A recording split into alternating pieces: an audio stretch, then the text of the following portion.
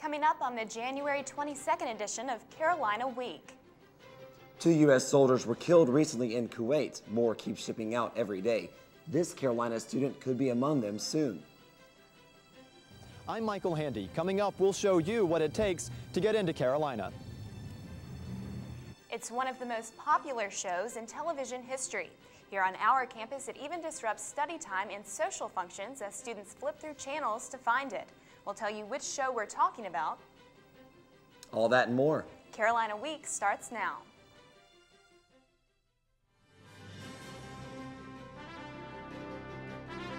From the School of Journalism and Mass Communication at the University of North Carolina at Chapel Hill, this is Carolina Week.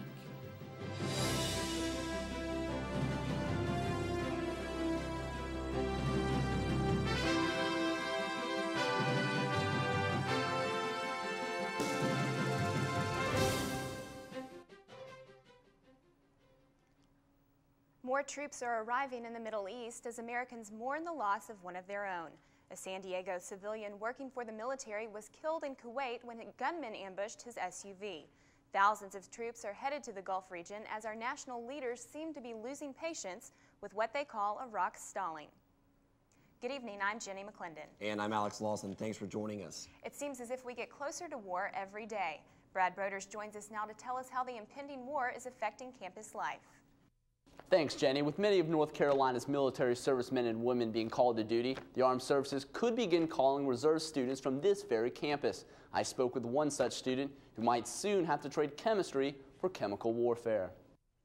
Chris Brophy should be having the time of his life at UNC Chapel Hill, but while students gear up for hoops or hot dates, National Guardman Brophy is waiting for a call from his country.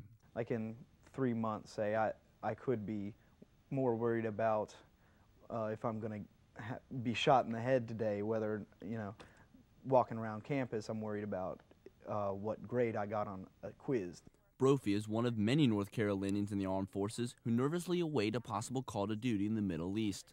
For Chris, the challenge is staying focused, despite life's biggest distraction. I think about it all the time, and right now I really feel like I'm in kind of a limbo state because if I knew exactly when I was going and whatnot, then I could stop going to classes and start getting my gear and stuff ready. Brophy's superiors tell him it's not a matter of if, but when his time will come to serve. Brophy's ready to go, even though many of his fellow students don't think the U.S. should be going to war at all. To be honest with you, I think it's great because it shows that they are expressing concern, shows that they are exercising their rights as Americans. And while I may not agree with everything, I think it's a good thing that they are doing that. Aside from missing Carolina, Chris is also thinking about being apart from his two loves, his family and dog of 8 months, Caesar. But Brophy says when he goes, the message to his loved ones will be one of reassurance and confidence. I don't really know what I want to say. I don't want to have them be scared for me because I'm not really scared. It's something that I have to do.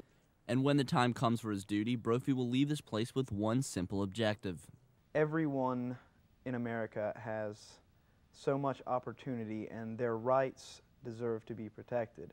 And I'm willing to put my life on the line and fight for that freedom. Now, Jenny, this is just and Alex, really just an amazing story. Just a year ago, he's in Fort Knox, Kentucky, starting his training, and now within weeks, he might be called to the Middle East. So make sure to update you as this story unfolds. It's a great story. Thanks a lot, Brad. Thanks, Brad. Well, students and faculty and community members joined hands Wednesday during a ceremony outside South Building. The event was part of Martin Luther King's Celebration Week. Several people spoke at the ceremony, including Chancellor James Measer. He urged students to keep working toward King's goals of equality. The crowd also listened to a portion of King's I Have a Dream speech, and the a cappella group The Accordants sang John Lennon's Imagine. The event was sponsored by the Campus Y and ended with audience members placing hand points on umbrellas as a symbol of unity. King's Celebration Week activities will continue through Friday. In just a few weeks, Carolina students will choose a new student body president as well as elect other members of student government. On Tuesday, prospective student leaders had to turn in their petitions. If a candidate did not have enough signatures on his or her list, the candidate had to withdraw from the race. As of Tuesday night, the following candidates are still running for student body president: Nathan Cherry from Virginia Beach, Virginia, Ben Pickett from Lexington, North Carolina, Matt Tepper of Cary, and Sang Shen from Charlotte. Election board officials removed Haroon Habib as candidate for senior class president because he didn't have enough signatures. However, he plans to run as a write-in candidate. Tune in to our special elections coverage on Tuesday, February 11th from 8 p.m. until midnight. We'll bring you live interviews with the candidates and coverage of the results. The university is at risk of not receiving state matching funds for 14 new distinguished professorships. Since 1985, North Carolina has contributed $1 for every 2 that have been privately donated. Private donations have grown so rapidly that the state funds are quickly running dry. Development Officer Speed Hallman says this could present a problem. I think if the matching program does go away or if it is canceled, we'll see fewer donations for endowed professorships. Hallman adds that the university currently has a total of 320 endowed professorships and hopes to establish 200 more during the next 5 years. The University of Michigan is taking a lot of criticism lately about its admissions policies. The controversy centers a point-based system that some say favors black applicants. Carolina Week's Michael Handy takes a look at UNC Chapel Hill admissions policies to see if race is a factor here. Walking across campus as a Carolina student is a privilege extended to only a small percentage of applicants. Just ask freshman Jeremy Ray. I waited and waited and waited, and then about January 31st, they told me, sent me a letter in the mail, said they appreciated my application, but they would have to defer my decision until a later date, until April. So they said stay in contact, send in updated grades, any other things that could help me make my application stronger. Ray did just that, and luckily he got in. So what exactly do admissions officers look for in an application? The answers might surprise you. First, they look at SAT and ACT scores, high school GPA, teacher and counselor recommendations, and community involvement. But one of the most important factors is whether or not a student held a job or volunteered outside of school. In addition, factors such as a student's race and even their hometown can make a difference. But Director of Minority Affairs Archie Irvin says race is never the overriding factor. I don't know of any school that uses a singular or one or two measures of a candidate's worthiness for admission. I think that would be foolhardy. But Irvin says Carolina does a good job of attracting minority candidates and is an inclusive university. Overall, Carolina has some of the toughest admissions policies in the nation. On average, about 35% of applicants make the cut each year. In Chapel Hill, I'm Michael Handy, Carolina Week. Irvin says Carolina has the highest percentage of black undergraduate students among all major research institutions and adds the minimum academic requirements are the same for all applicants. Also, UNC Chapel Hill's School of Law plans to file a brief supporting programs that take race into account, such as the one in Michigan. Well, when Carolina Week returns, trying to be safe from smallpox, is a vaccine worth it? And we'll let you know what the chances are that we'll get more snow soon, after this.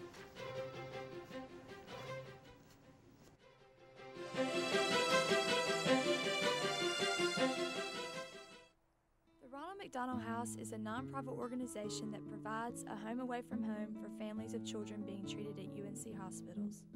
Since opening in 1988, the house has welcomed more than 1,000 families each year to stay at this safe haven. The house relies heavily on community support. How can you help?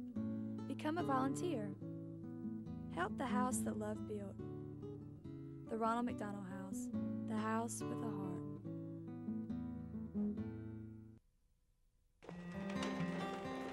Hey Mark, where are you going with your piggy bank? I'm going to give my allowance to the Interfaith Council. Why? Mom says they help people, and they need our help too. The Interfaith Council has been helping families for over 30 years through family services and community house. Donations come from individuals, and every donation counts. I want to help too. Call the Interfaith Council at 929-6380. Governor Mike Easley is doing fine after having surgery Wednesday morning to remove bone spurs from his left shoulder. The bone spurs were caused by extensive exercise and physical activity. The governor will have to wear a sling for 3 to 6 weeks. Easley left UNC hospitals at noon and was able to return to work right away. UNC hospitals will soon be offering the smallpox vaccine to employees. This is part of a nationwide campaign to protect against the spread of a smallpox through a bioterrorist attack. Healthcare officials will give the vaccination to about 100 hospital workers who volunteer to get it. The director of epidemiology at UNC Hospitals says the hospital will be cautious when choosing volunteers because of possible side effects. The hospitals made the decision to preferentially immunize those like myself who have already been immunized because the risk for any side effects is much less. Possible side effects from the vaccine include soreness at the site of the vaccine, enlarged and sore armpit glands, a low fever, sores or rashes, and in very rare cases, brain inflammation or death. Last month, Carolina Week warned viewers it's not what you eat from fast food restaurants, it's how much. Now a new study at UNC Chapel Hill says the drive-thru isn't the only place where Americans are supersizing their meals. The study says people are so used to the large portions in restaurants, they're starting to eat just as much at home. Researchers found servings of fattening foods like French fries and hamburgers increased between 1970 and the 1990s. The study examined portion sizes of fast food and meals at home and from other restaurants. Despite 13 car break-ins last week, Chapel Hill police say we aren't in the middle of an automotive crime wave. Officer Chris Blue says on average, thieves break into 3 or 4 cars a day in this area. Cars at apartment complexes are often the target. Police say complexes near highways are easy targets for professional theft rings. These apartments have easy access to highways for getaways. Police estimate that in 10 minutes, a ring could break into as many as 30 cars. Here are some ways to become a victim. Remove all items from your car, including book bags, grocery bags, CDs, cell phones, and radar detectors. Avoid storing valuables in the trunk, especially if the car has an interior trunk release. Replace the cigarette lighter if you use it to charge a mobile phone. An empty lighter slot is a clue to professionals that a phone might be inside. Lock your car doors, park in well-lit areas, and detach the stereo face if possible. Also, record serial numbers of valuables. Police sometimes find stolen items in local pawn shops or during searches of cars carrying people police suspect of wrongdoing. An extra $20 sounds pretty good to most college students, and earning it could be even easier than you think. More than 40 states recently sued big-name record labels such as Capitol Records, Virgin Records America, and Sony Music Entertainment. The lawsuit accused the labels of illegally conspiring to raise the prices of CDs, cassette tapes, and other pre-recorded music. The lawsuits ended with a settlement in excess of $140 million. If you purchased pre-recorded music between January 1st, 1995 and December 22nd of 2000, you might be eligible to become part of the settlement group and receive between $5 and $20. Carolina freshman Josh Rudolph says he agrees with the lawsuit. For years, CDs have been $15, $16 when it really costs them, pennies to make, and the artists get about 10%, and the record companies really clean up. So, I think that it's good that, money's coming back to the people. To find out more about the lawsuit and how to become a member of the settlement group, visit MusicCDSettlement.com.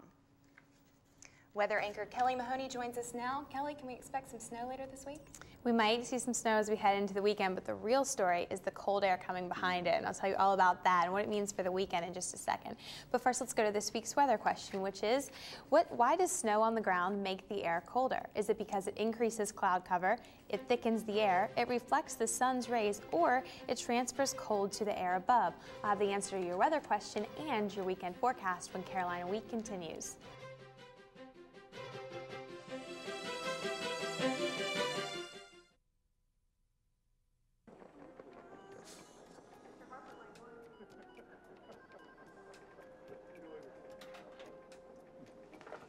Hey, mister, studied algebra in school and got a better job than I could. You took the last couple. Oh, no, mister. Stuck in an entry-level job because you only learned basic math. I don't have a boss riding my butt like you do, so you take it so you can get back to your desk. I probably should, but maybe Miss AP Calculus with a $200 haircut in the big office upstairs would like a cup. Oh, no, Mr. What was your name again? Never mind, it doesn't matter. I'm too busy doing important things to care. I just came down for some sweet and stir. You know, if my limited math abilities weren't keeping me from getting a better job, I'd quit this afternoon. I don't blame you. But thank goodness you're stuck here because we really need someone to make the coffee.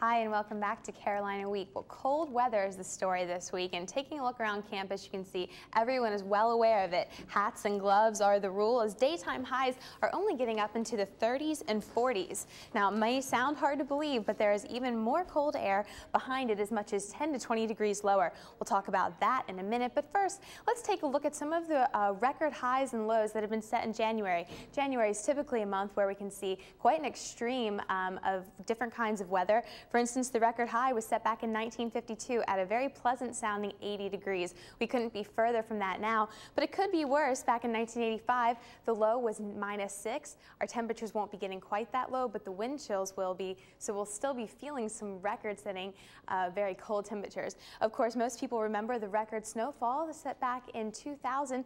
That isn't just a record for January, that's a record for this area at over 20 inches of snow with just one storm. We might be seeing some wintry weather in a couple of days as well. But another important thing to look at is the satellite map. If we take a look, this looks unimpressive right now, but there's a very strong Arctic system that's dipping down to the south. This band of clouds is kind of indicative of that, but what's going to happen is there's a coastal low that's going to move up from South Carolina into North Carolina. What's going to happen is when these two things collide, that's going to present us with some wintry weather, especially down at the coast as we head into the weekend. The good news is it's another fast mover. So if we take a look at the satellite map, you can see as we head into the weekend, the system's already going to be to our south. That low will be affecting portions of South Carolina and Georgia, but what's behind it is some bitter cold temperatures, and as if those temperatures weren't bad enough, it's going to be very, very, very windy behind it as it's extremely high pressure, and that's what you get in January when you have this setup.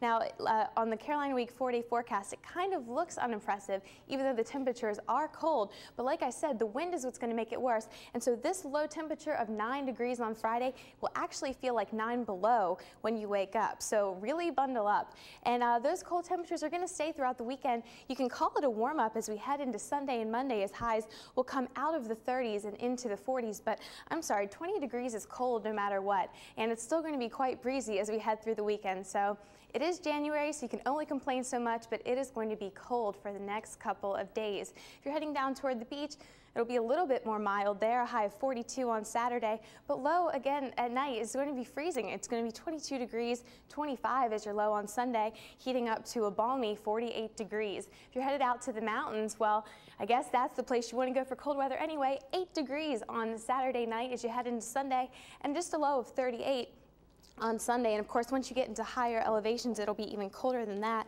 And if there's one good thing that cold temperatures are good for, it'll be skiing. And all the ski trails are obviously open and ready for business. Most people are at full operation. Appalachian has 9 trails open, Cataloochee with 8.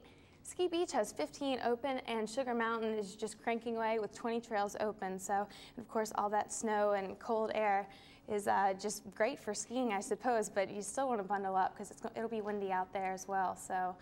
But any guesses as to why the snow on the ground makes air colder? And of course, we talked about all this cold weather. Well, there might be some snow on the ground as we head into the weekend. So if you can imagine a low lower than 9, you might be right, because it might just be that.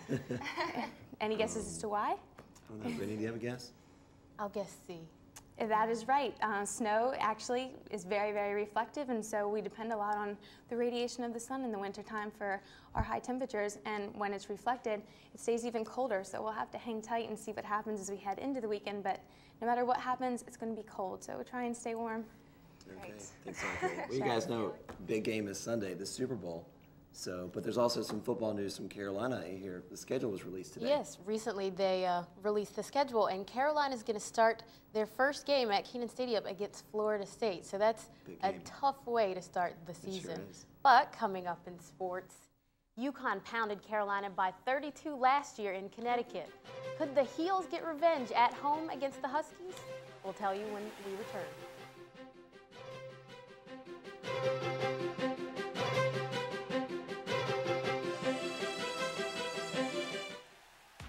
So many things us down. But now it looks like things are finally coming around. No stopping, no stopping, no stopping, no stopping, no stopping, no stopping, no stopping.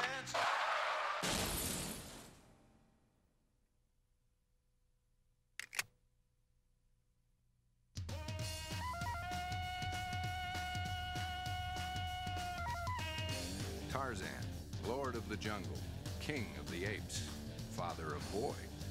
He knows what it takes to be a dad. You go for a ride, you take a swim, you hang out. All it takes is time. Hey, it doesn't take a hero, but it takes a man to be a dad.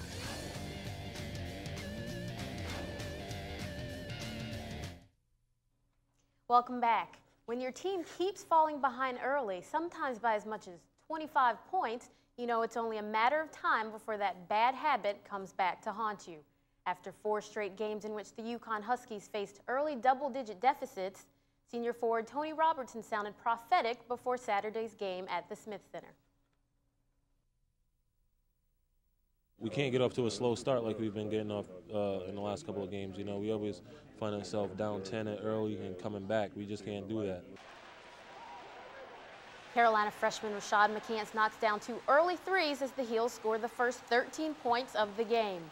After Carolina jumps out to a 23-4 lead, UConn needs to find a way to stop the bleeding. They're able to close the gap to 11 at the half. In the second half, the Huskies keep cutting into the Tar Heels' lead. They finally take a lead of their own, 65-64, on this Emeka Okafor dunk with 1:16 left. With less than a minute to go, Jawad Williams' jump shot gives Carolina the lead again. 2 clutch McCants free throws put the Heels up 68-65 with 3.3 seconds to go. One last chance for the Huskies. Ben Gordon puts it up, misses, and Carolina students start the celebration. After the game, Williams talked about his go-ahead shot. We came into a huddle and let everybody know just to keep our poise and good things that happen for us. We were confident. We had another possession. We got great scores on this team, so I figured whoever got the open shot was going to hit it.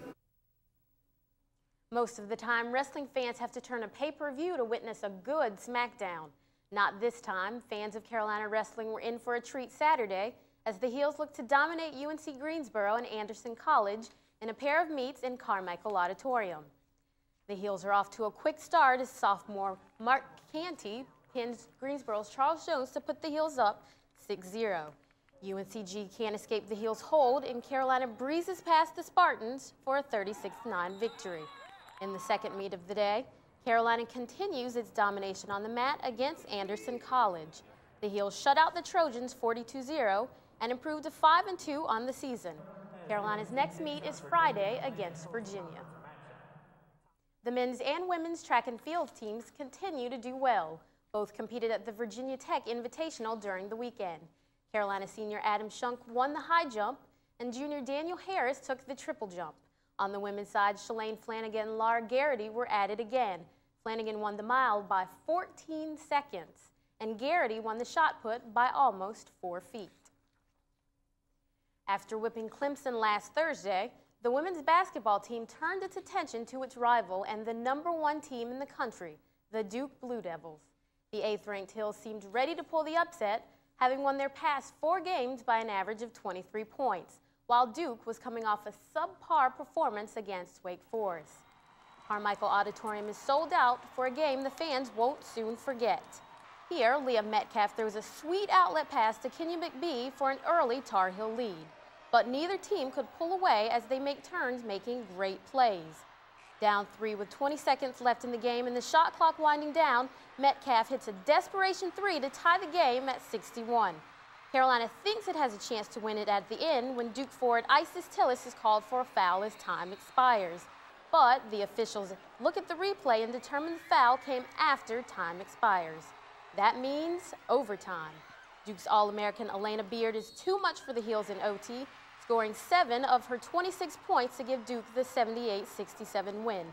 Despite the loss, Carolina coach Sylvia Hatchell says her team learned a lot from the game.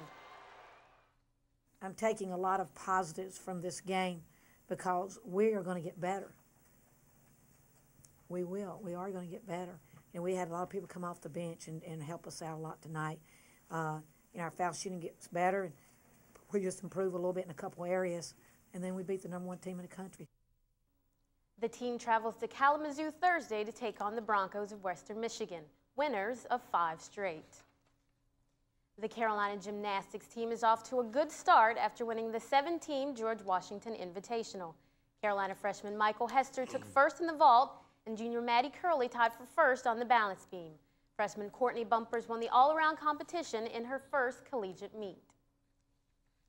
And in more ACC news, the ACC is celebrating its 50th year, and in honor of its golden anniversary, they recently released their top 50 male and female athletes.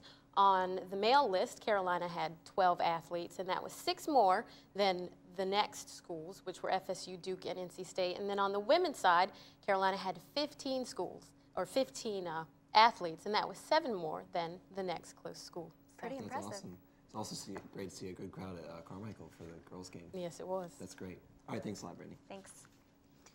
Well, still to come on Carolina Week. Why are college students so in love with a 10-year-old cartoon featuring an overweight father? That's next.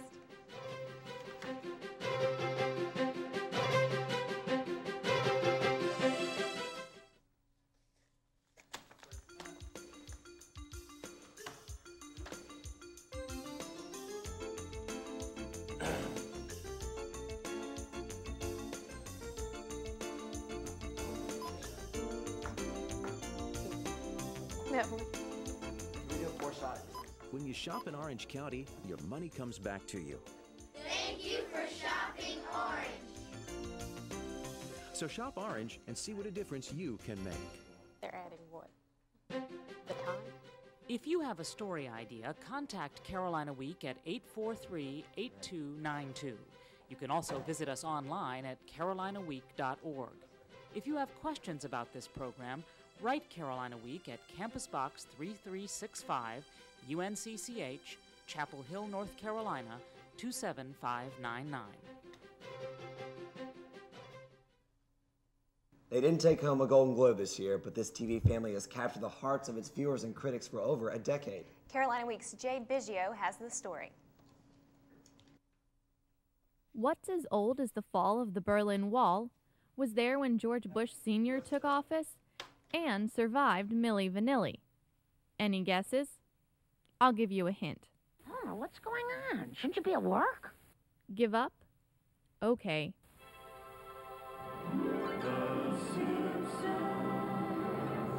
Now, Fox has renewed the television series through the end of the 2004-2005 season.